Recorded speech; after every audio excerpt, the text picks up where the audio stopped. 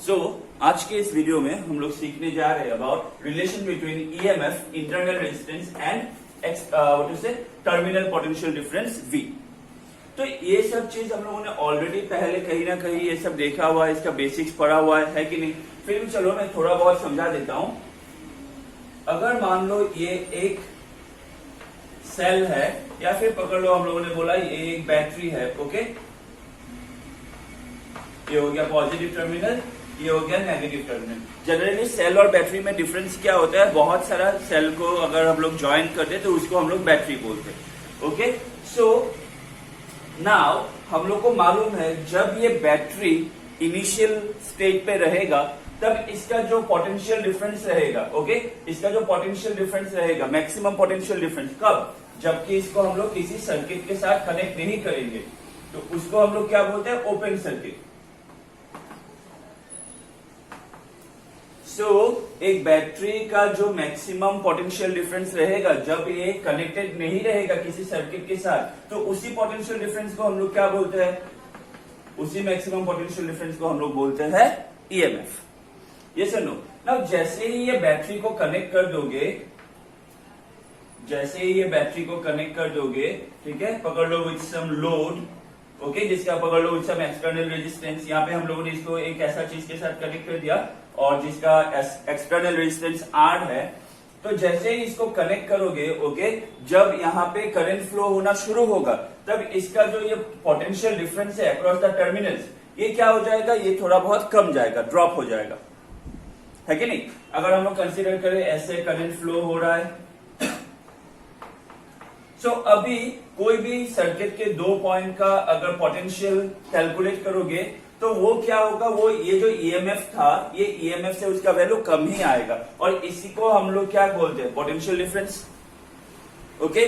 That means the maximum potential between any 2 points in the circuit when it is a close circuit. That means जब current circuit में से flow हो रहा है, तो battery जब किसी सर्किट में से कनेक्टेड नहीं रहेगा तब उसका पोटेंशियल डिफरेंस, उसको हम लोग बोलते हैं ईएमएफ। और जब इसको हम लोग कनेक्ट कर देंगे तब किसी भी 2 पॉइंट का पोटेंशियल निकाल लो, तो उसी को हम लोग बोलते हैं, तो जनरली हम लोग बोलते हैं potential difference, okay. Now terminal potential difference मतलब क्या होता है, बैटरी के 2 टर्मिनल के बीच का पोटेंशियल डिफरेंस, बैटरी के 2 टर्मिनल के बीच का पोटेंशियल डिफरेंस। दैट मीन्स जब बैटरी कनेक्ट नहीं रहेगा तब टर्मिनल पोटेंशियल डिफरेंस और ईएमएफ क्या है, सेम चीज है। Potential difference, terminal potential difference same ही है, ठीक है। अगर हम लोग बैटरी के किसी 2 टर्मिनल्स के एस्पेक्ट पे बोले तो उसको हम लोग बोल सकते हैं टर्मिनल पोटेंशियल डिफरेंस। नाउ यहाँ पे जो समझने वाला बात है वो क्या है, हम लोग को मालूम है बैटरी जो होता है, बैटरी के अंदर भी कुछ केमिकल प्रेजेंट होता है, उसको हम लोग बोलते हैं इलेक्ट्रोलाइट। ये सुनो, ये जो बैटरी है, ये बैटरी के अंदर भी कुछ केमिकल्स होता है जिसको हम लोग इलेक्ट्रोलाइट बोलते हैं। तो जब करंट सर्किट में से फ्लो होता है तो वो करंट फिर बैटरी के अंदर में से भी पास होता है, वो करंट बैटरी के अंदर से भी पास होता है। तो करंट जब बैटरी के अंदर से पास होता है तब ये जो बैटरी का जो इलेक्ट्रोलाइट है, ये जो बैटरी का इलेक्ट्रोलाइट है, ये भी करंट के फ्लो को रेजिस्ट करने का कोशिश करता है। That means the electrolyte of the battery also offers some resistance to the flow of the current and this resistance is known as internal resistance.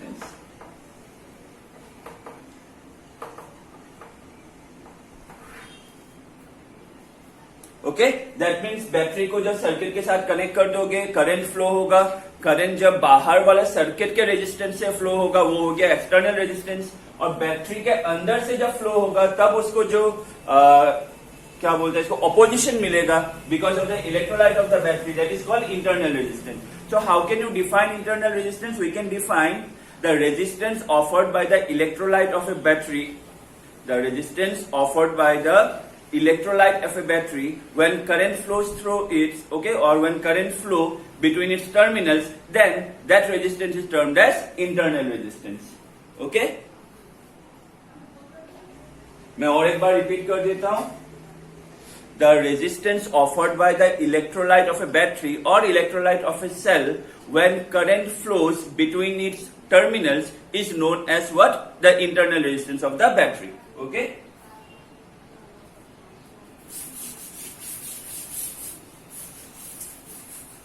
Now when we say that current flows between its terminals within the battery, between its terminals within the battery. Okay.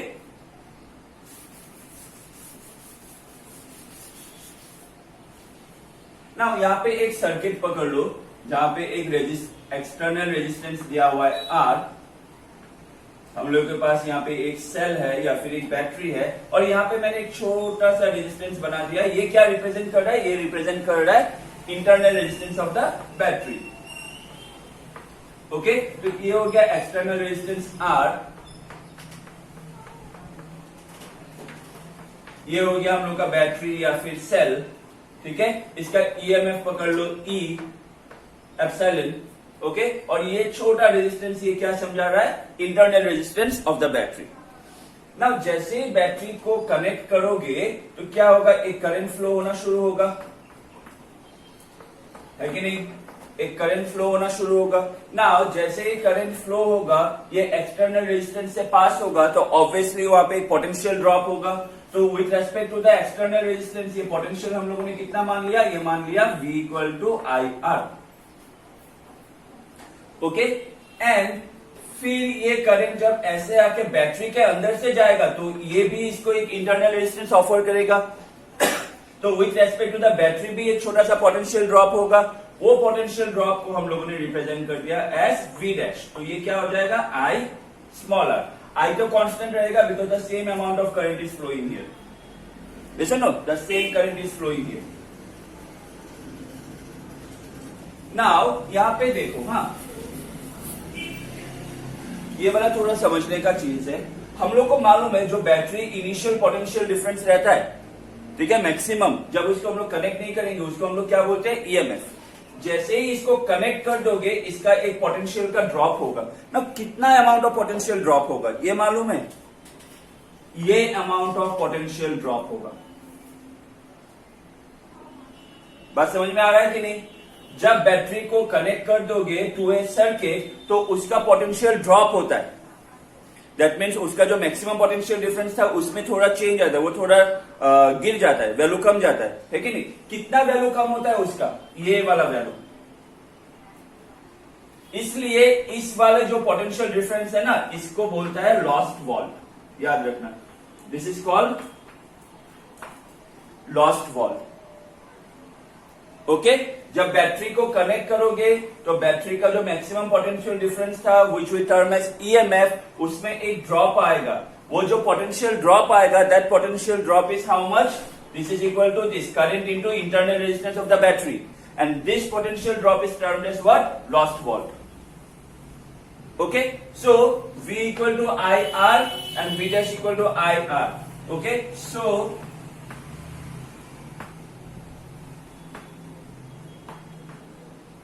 we can say EMF E equals to V plus V dash।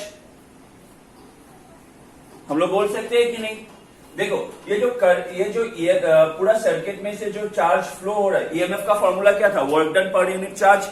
That means ये जो पूरा जो charge flow हो रहा है circuit में से, इसके लिए कौन रेस्पॉन्सिबल है? कौन एनर्जी दे रहा है? ईएमएफ दे रहा है कि नहीं? तो जो चार्ज है, जो करंट है, चार्ज या फिर करंट जो भी बोल लो, तो वो क्या है? एक बार ये एक्सटर्नल रेजिस्टेंस से फ्लो होगा, फिर ये इंटरनल रेजिस्टेंस से फ्लो होगा। तो विथ रेस्पेक्ट टू दोनों रेजिस्टेंस हम लोग उसको ऐसे लिख सकते हैं।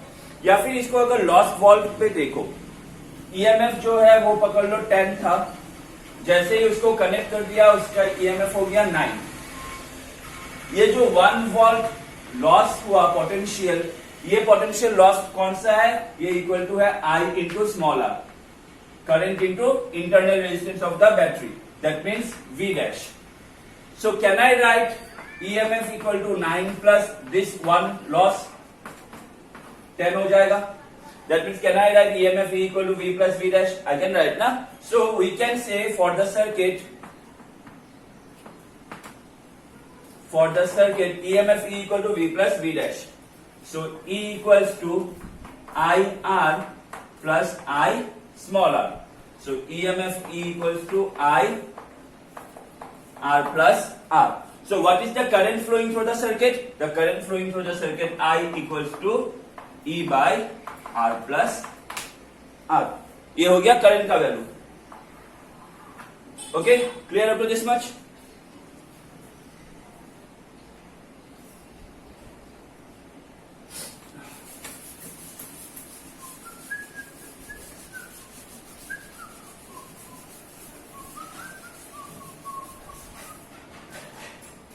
Okay. Now, the terminal potential difference, okay, terminal potential difference with respect to external resistance.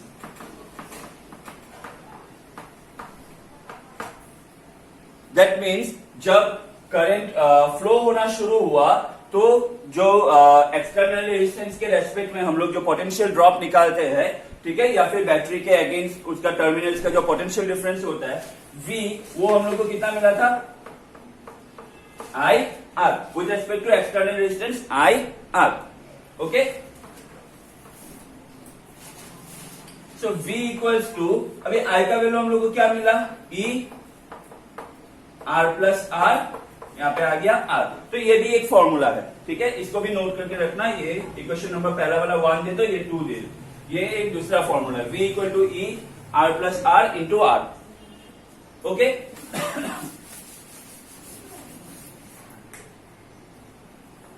Also we have, now हम लोग को ये वाला फॉर्मूला मिला था ना, E equals to V plus V dash, that means E equal to V plus I R. तो यहां से मैं लिख सकता हूं I R equals to E minus V लिख सकता हूं. सो R इक्वल टू क्या हो जाएगा? मैं E बोल रहा हूं, ये एप्सिलॉन है. हाँ, so epsilon minus V divided by I. Now we know that V equal to I R from Ohm's law, so I equal to V by R होगा. So R equals to epsilon minus V, यहाँ पे I की जगह आ गया V by R.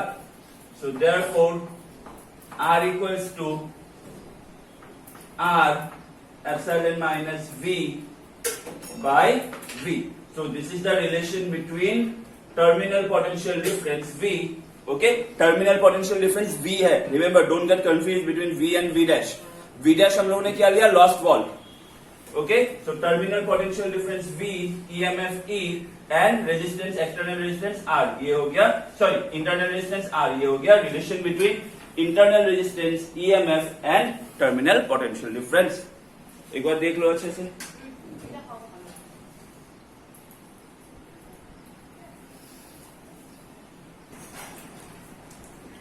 So I hope यहां तक clear हो गया.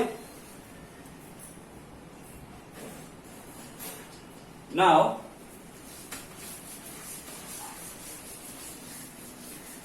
यहां पे कुछ बेसिक चीज, कुछ बेसिक चीजें याद रखना. Okay, when the cell is in open circuit, that means current is 0, then the maximum terminal potential is equal to the EMF. That means terminal potential difference of the cell and EMF are equal.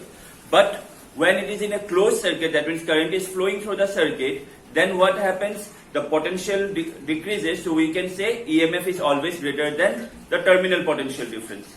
Okay, now यहाँ पे एक चीज हम लोग के दिमाग में हमेशा आता है कि नहीं, कि EMF और पोटेंशियल डिफरेंस इक्वल हो सकता है.